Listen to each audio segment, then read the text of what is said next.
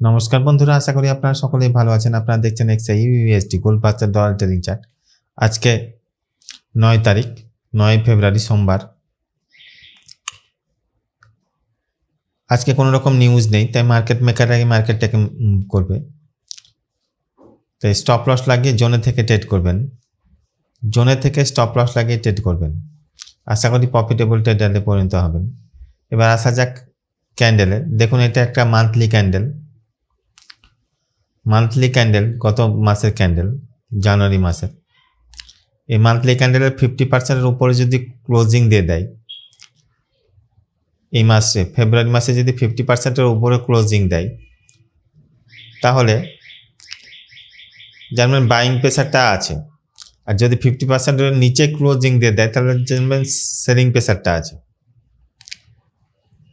এবার আসা যায় উইকলি ক্যান্ডেলে। দেখুন কি সিচুয়েশন ক্রিয়েট হয়েছে। উইকলি ক্যান্ডেলেও দেখুন এই সপ্তাহে যে ক্যান্ডেলটা ক্রিয়েট হয়েছিল, এই সপ্তাহে যে ক্যান্ডেলটা ক্রিয়েট হয়েছে,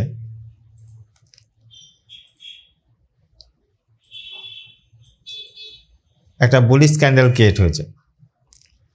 যদি এই রেড ক্যান্ডেলটার 50%-এর উপরে ক্লোজিং দিয়ে দিত, তাহলে বাইং প্রেসারটা ছিল সেটা জানা যেত। আর এই সপ্তাহে যদি 50%-এর উপরে ক্লোজিং দিয়ে দেয়, তাহলে জানা যাবে বাইং প্রেসারটা আছে। এখানে সেলিং প্রেসারটা থাকার জন্য দেখুন একটা রেড ক্যান্ডেল ক্রিয়েট হয়েছিল। আর নিচে যারা উইদাউট স্টপ লসে ট্রেড করছিল, তাদেরকে অ্যাকাউন্টটাকে জিরো করার জন্যই হয়তো নিচে নেমেছিল। এই সপ্তাহে দেখুন, এই সপ্তাহে এই শ্যাডো দিয়ে একটা বুলিশ ক্যান্ডেল ক্রিয়েট হয়েছে। আমরা উইকলিতে এই যে একটা রেড ক্যান্ডেল আছে, এই রেড ক্যান্ডেলটা শ্যাডোর নিচে যদি ক্লোজিং দিয়ে দেয়, 4281 নিচে যদি ক্লোজিং দেয়, তাহলে রিটেস্টে আমরা তখন সেল দেখব। আমরা 8687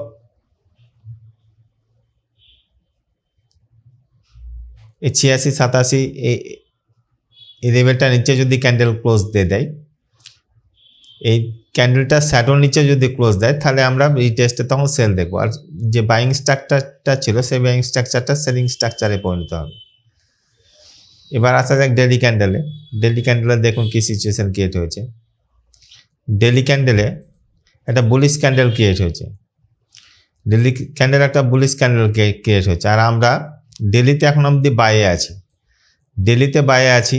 যদি এই লেভেলটার নিচে যদি ক্যান্ডেল ক্লোজ করে দেয়, এই ক্যান্ডেলটার নিচে, এই রেড ক্যান্ডেলটা শ্যাডোর নিচে যদি ক্যান্ডেল ক্লোজ করে দেয়, 4278 নিচে যদি ক্যান্ডেল ক্লোজ করে, তাহলে আমরা যে বাইং স্ট্রাকচারটা ছিল, বাইং স্ট্রাকচারটা সেলিং স্ট্রাকচারে পরিণত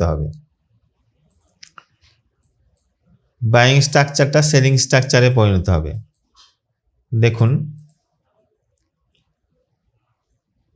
এই যে একটা লেভেল, এই লেভেলটার নিচে যদি ক্যান্ডেল ক্লোজ করে দেয়, তাহলে আমরা যে ডেলিতে বাইং স্ট্রাকচারটা ছিল, বাইং স্ট্রাকচারটা সেলিং স্ট্রাকচারে পরিণত হবে। আবার এই দেখুন একটা লেভেল, এই লেভেলটার নিচে যদি ক্যান্ডেল ক্লোজ করে দেয়, তাহলে সেকেন্ড লেভেল অবধি আমরা সেল দেখব। তাছাড়া আমরা বাই দেখতেই থাকবো। ডেলিতে আমরা বাই দেখব। এবারে H4-এ আসা যাক। H4-এ দেখুন কি সিচুয়েশন ক্রিয়েট হয়েছে। H4-এ